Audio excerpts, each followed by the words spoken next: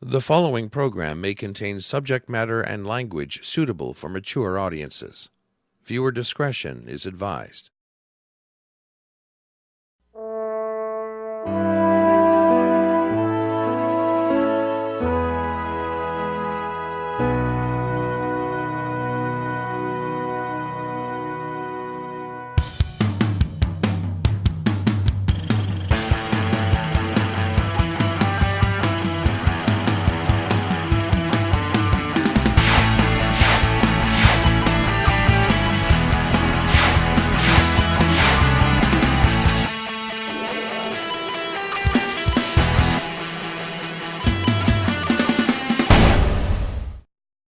And welcome back to another episode of The Meltdown.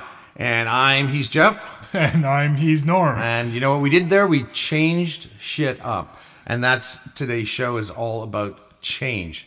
And change haters, people that don't like change. And I guess, Jeff, it's fair to say that a lot of us don't like change in terms of some of the routines that we have, products we like, TV shows we like. Jobs that we like, you know, when those things are upset, when we lose our job or our shows get canceled or products that we love are discontinued, then we're forced to find other things, right? And that's not always comfortable. Do you generally accept change in your life? Are you one of these people?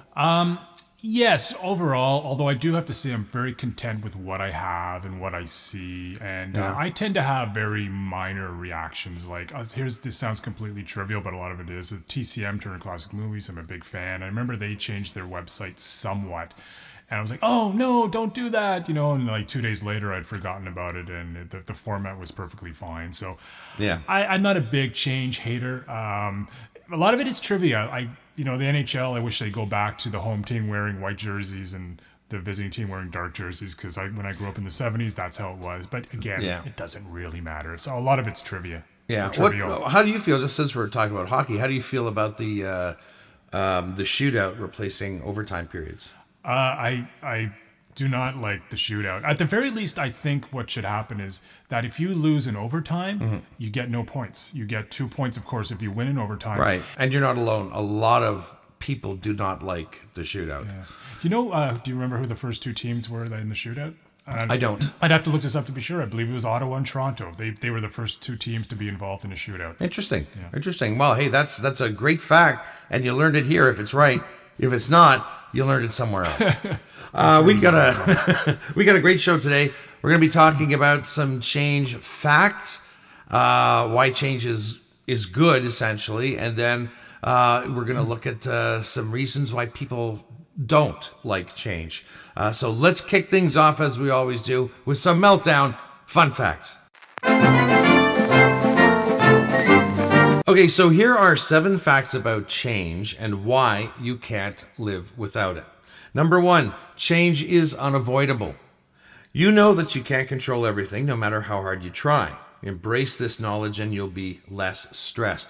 Embrace the fact that it will come and you'll be better prepared to face it when it arrives. And that's great advice. Here's number 2, change can bring great things. You'll never experience the best parts of life if you avoid things that are new or different. Focus on the positive outcomes and remember that you're never stuck. I think that's true. A lot of people feel like they are stuck with change, but once they get used to it, you're actually not. You realize you're not. Here's number 3, change helps us grow.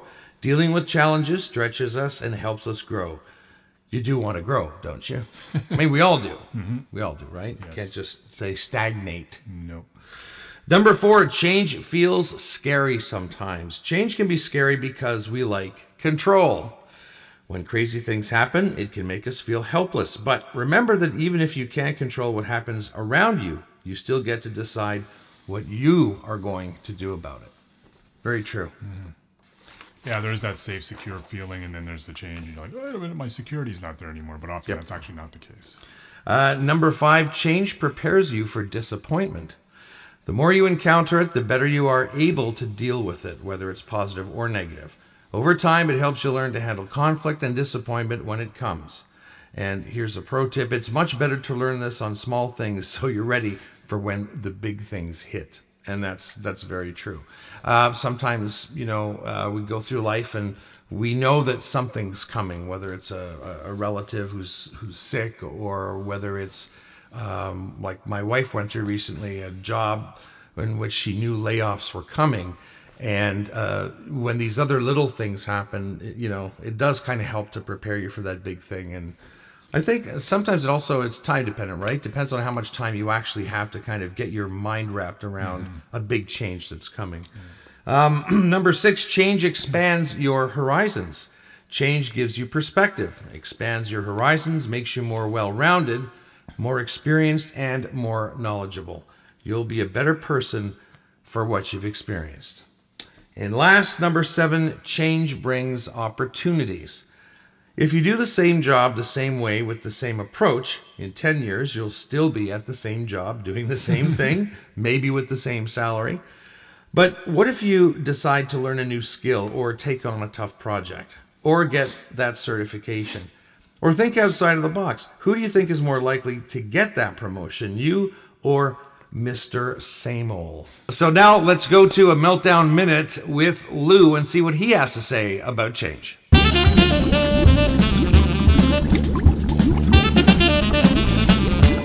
So what we're going to talk about now is this. What's wrong? Okay. You can change the light? Sorry, folks. It won't be long. You just got to, crew's got to. We're good? Okay. So what I'd like to talk about is essentially the. Okay. Get a change. I think the setting needs. Okay. Sorry. What we're going to talk about now is this. Okay. You're going to do it later. So you stop me and tell me you're going to do it later. Okay. Change is life, folks. That's what I'm saying, essentially. Things change, and that's good. The Buddha said, thanks to impermanence, everything is possible. And that's exactly it. Change helps you become the person you're supposed to become. It brings forward invention. Change is definitely important. If it wasn't for change, we'd still be rolling around in a primordial soup, trying to develop legs, 2 eyes, and a tail. Well, maybe not the tail, although that's a thing, apparently, as well. I still say change is good. Thank you, Lou. And now for some Meltdown Stupidness. All right, so here's what we've got to offer you today for Stupidness. 10 reasons people resist change. And this one is more focused on the workplace. Okay. So what I'm going to do is I'm going to read these out, and we're going to get Jeff here to make some facial expressions. When I read the heading, you can just hit us with your best heading facial. Sounds good. I'm ready for this improv. Okay, good. So this is a great thing. Reason number 1, loss of control. Not bad. Change interferes with autonomy and can make people feel that they've lost control over their territory. It's not just political, as in who has the power. Our sense of self-determination is often the first things to go when faced with a potential change coming from someone else. There you go. Are you ready? Mm-hmm. Next one, excess uncertainty. If change feels like walking off a cliff blindfolded, then people will reject it. People will often prefer to remain mired in misery than to head toward an unknown. As the saying goes, better the devil you know than the devil you don't know. To overcome inertia requires a sense of safety as well as an inspiring vision. You ready for another? You got your face, your face on? Okay. Surprise, surprise! Decisions imposed on people suddenly with no time to get used to the idea or prepare for the consequences are generally resisted. It's always easier to say no than to say yes. Huh? Okay, here's another one coming your way. Fastball. Everything seems different. Change is meant to bring something different, but how different?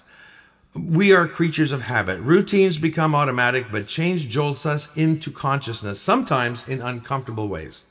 Too many differences can be distracting or confusing. Okay, I can't wait to see what you do with this one. Loss of face. By definition, change is a departure from the past. Those people associated with the last version, the one that didn't work or the one that's being superseded, are likely to be defensive about it. When change involves a big shift of strategic direction, the people responsible for the previous direction dread the perception that they must have been wrong. Okay, you can relax now and get ready for the next one, which is concerns about competence. Can I do it? Change is resisted when it makes people feel stupid. They might express skepticism about whether the new software version will work or whether digital journalism is really an improvement, but down deep they are worried that their skills will be obsolete. Another good point, another good reason why if you work on yourself and develop new skills over time, you won't get caught in that situation as often, right? Okay, Jeff, give me a face for this one. More work. Here's a universal challenge. Change is indeed more work. Those closest to the change in terms of designing and testing it are often overloaded, in part because of the inevitable, unanticipated glitches in the middle of change. Per Cantor's law that everything can look like a failure in the middle. Here we go, another face for this. Ripple effects. Okay, that's a fish, isn't it? Like tossing a pebble into a pond, change creates ripples, reaching distant spots in ever-widening circles. The ripples disrupt other departments, important customers, people well outside the venture or neighborhood, and they start to push back, rebelling against changes they had nothing to do with that interfere in their own activities. There you go. We have two left. Are you still up for this, Jeff? Yes. Okay. All right, show me past resentments.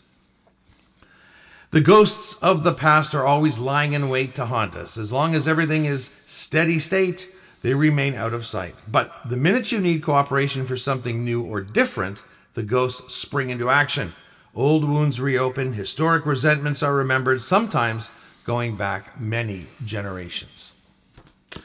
And our last one, and Jeff, I'm expecting great things from you here.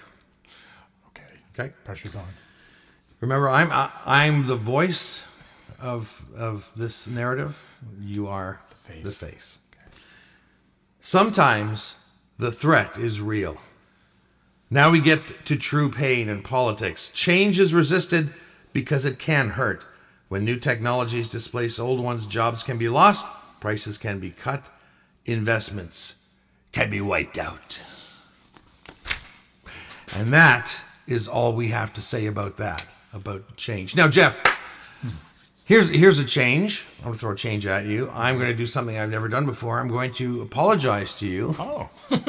In our last episode, yes. Rebranding notwithstanding, we had a little, we had a little segment in which I was reading old or original company names, and you were to tell me what the companies are called now. Yes. And in fact, at the end of the contest, I said that you got nothing right, like 0 out of 15.